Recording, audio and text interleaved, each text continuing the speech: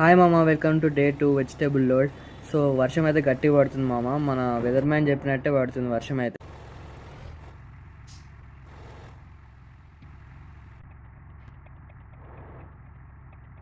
Night మొత్తం try చేసాం మామ. మన క్లీనర్ డ్రైవ్ చేయమంటే చేయను అన్నాడు.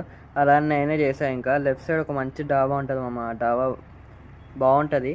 సో దిగి ఫుడ్ అయితే చూపిస్తాను మీకు. సో తినేసినాక ఫుడ్ బ్లాగ్ అయితే చేసుకోమన్నాడు. మా ఛానల్, మా ఫుడ్ స్టాల్ని కూడా ప్రమోట్ చేయమన్నాడు.